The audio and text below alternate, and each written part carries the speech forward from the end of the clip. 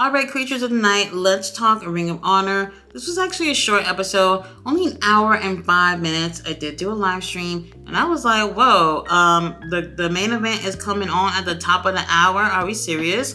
I did not necessarily like that. Sometimes they've done some episodes that are way too long, and this one was more on the shorter side. But we did get some good stuff from this anyway. Now, we did start off with a video package of what happened last night on Dynamite in terms of the whole Ring of Honor tag titles being, changing hands to these masked men. And also they did show about Eddie Kingston as well, advancing on to the finals of the Continental Classic, simply because obviously he has the Ring of Honor World title. That makes sense. Blah, blah, blah. Whatever. Now, we start off with our first match of the night. We had Nyla Rose versus Alejandra Lyon. This was more of a squash match. Now, on commentary, they were saying all these amazing things about Alejandra, and they did not even let her do one of those things that they said about her, basically saying what kind of moves she does and all these things that's amazing about her. But you don't really see things like that when you're having a squash match with somebody. Now, they keep saying, oh, Nyla's on the undefeated streak. Bitch, this was our third match at Ring of Honor. Can we even call this a streak? She wins. Nothing to see here. Now, we do have Zach Knight versus used to be pretty Peter Avalon. Zach Knight is the brother of Saraya, and I'm not gonna lie, when I first watched this, I didn't even notice that it was him. But I enjoyed what he did in the ring. And when Peter Avalon isn't just straight out jobbing in squash matches, he's gonna put his best foot forward and give a pretty good match. This was pretty decent here, and this was a really nice debut, if you will, for Zach Knight. I'm wondering if he signs. I haven't heard anything about that, but it would be great to see another really great wrestler as a part of Ring of Honor that's going to come out and do their thing and help elevate the promotion as a whole. Now, let's talk about the women's TV title thing. Y'all already know, I said it. Tony Khan ain't gonna waste no time in getting a tournament going. And unfortunately, it's an eliminator tournament, which means after every match, there is going to be a loser and someone's going to be eliminated from the tournament. After what we've seen with the Continental Classic, they should have absolutely done that type of style with the women's for the TV title, simply because we got a chance to see more out of these girls. And also, that would help elevate each of these girls. And I think that would also help bring some people over to watch Ring of Honor so people can see what the hell is going on with the tournament, since a lot of people have seemed to enjoy the Continental Classic. And I do think that would have been a really great opportunity for the girls. Now, so far, we only have 5 girls that have been announced for this. They each did like little mini promos going into this tournament. So far, we've heard from Rachel Ellering, Layla Hirsch, Billy Starks, Kiera Hogan, and Lady Frost. And they all look great going into this. And I'm really excited to see what happens. But like I said, this eliminator tournament thing kind of kills it for me, because after seeing what we've seen with the Continental Classic, they could have gone this route with the girls in terms of a tournament. And I think that would have helped pretty much everybody win, even though whoever it is that don't end up winning the title in the end, everybody would be able to look great going through a tournament like this.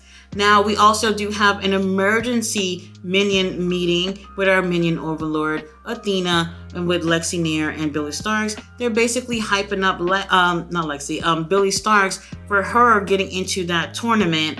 And, she's letting everyone know that any of y'all hussies that get in the way, I'm going to beat y'all ass, and I'm going to end up taking the win for this tournament. Now, in my opinion, it would be insane if Billy Starks were to win this, because it would look like, okay, well, we didn't want you to beat Athena, but we'll just have you in line in this tournament so that you can win the TV title, since we didn't want you to beat Athena for it. And in my opinion, I don't necessarily like that type of idea.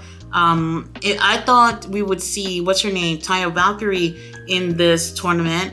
I do believe that there's going to be more girls. There's only 5 girls announced for this, so they have to announce more girls. So we'll see who else are going to end up putting in this tournament. Now we do have 6-man tag action. We have the Iron Savages, Broder Bronson and Jack Jameson versus Brian Keith and the Von Erichs. It was great to see these 3 back in the ring with Ring of Honor, AEW. So obviously the Von Erichs and Brian takes the win.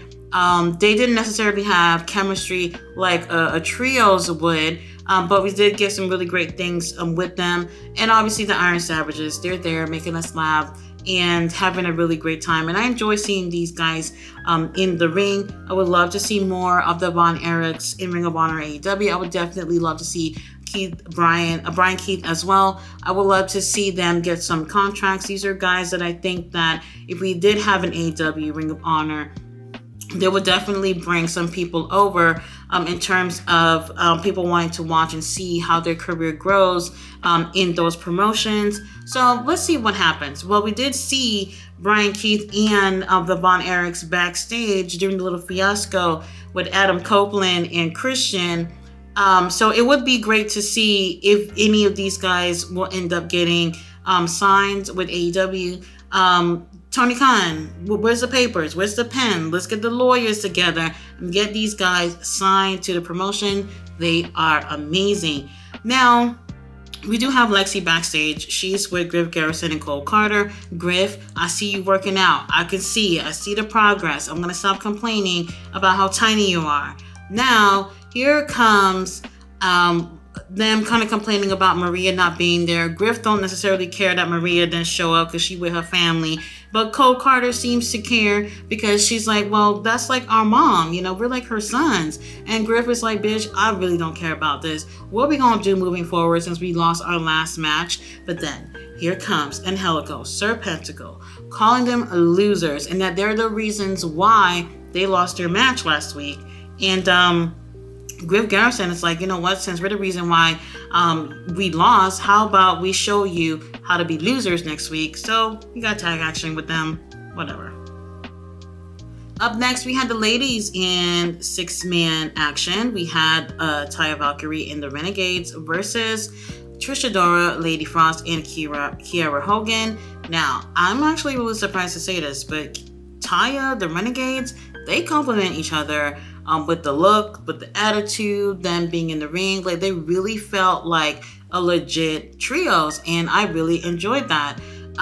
Meanwhile, their opponents kind of, in my opinion, felt like 3 different people who've never been in the ring together. They all did their thing. However, there's a difference between kind of feeling like, okay, these 3 people have chemistry. Okay, these 3 people have been in the ring with each other millions of times, and they look like a really great team. But for whatever reason, Taya and the Renegades really stood out for me, and they actually took the win, and I was cool with that. Now, Taya is also having a winning streak. I forgot how many matches she's in terms of matches that she's won so far, but she's looking really great in Ring of Honor. Now, I don't necessarily look at Ring of Honor as a demotion or anything like that. If Taya fits well in Ring of Honor, then that's where she should be. In my opinion, I don't really feel like they really had anything big for her in AEW, like on Dynamite or whatnot. That whole thing with her coming in, debuting, and having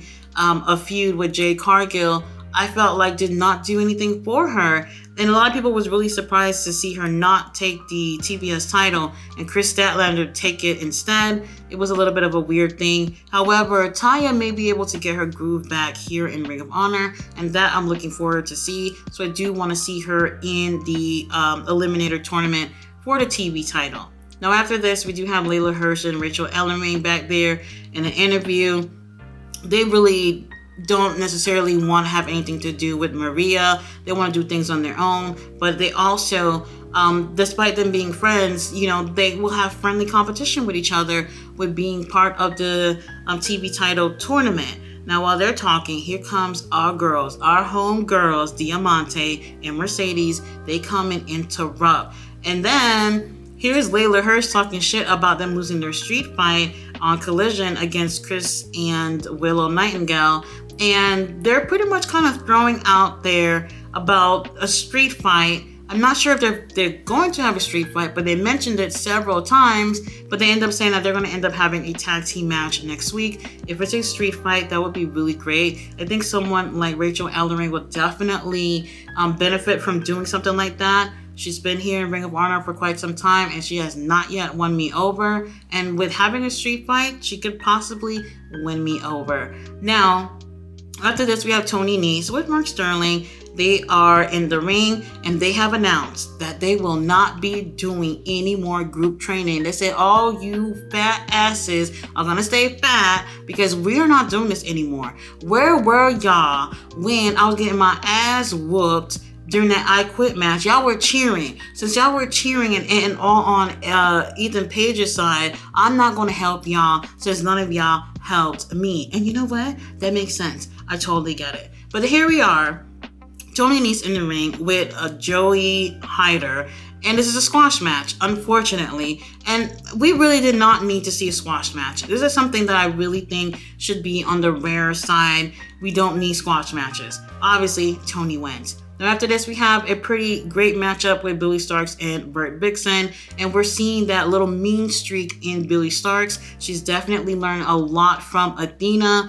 And I'm liking the way we're seeing her right now. And especially with this tournament coming up, she's definitely letting everybody know she means business. And she ends up taking the win against Britt Vixen in a pretty a good match here. Now, after the match, she goes in to shake Britt Vixen's hand, and then they shake hands, but then Billy attacks her. Exactly what Athena would do. I'm liking this thing from Billy. She's looking great.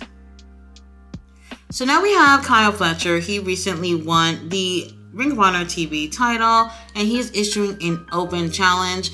And who comes out to take that challenge? Willie Mack. And I'm just like, oh, okay. We about to see these two in the ring. I felt like we saw them together in the ring like a month ago. Am I right? Yes, I am right. I didn't necessarily care too much for that match. Their styles really contrast, and it just wasn't what I was hoping for. But let's see what happens with them in the ring this time. Obviously with the TV title up for grabs. So let's see how Willie Mack does. I don't see him winning it, but that would be a great matchup if they can do better than the last time they were in the ring. Now we have our main event, Ethan Page versus Johnny TV. Let me say something without being too critical.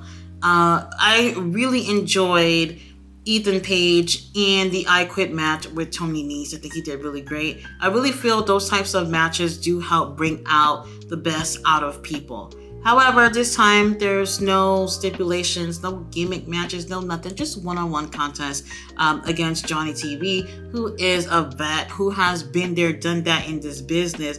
And sometimes when you go against some people who have been there, done that, it kind of shows where you are as a singles competitor. So in my opinion, Ethan, at times, he looked really great. And then at times you see, all right, Johnny is more experienced than you. And there's a lot of work to be done with Ethan. And I think they're on the right track with him.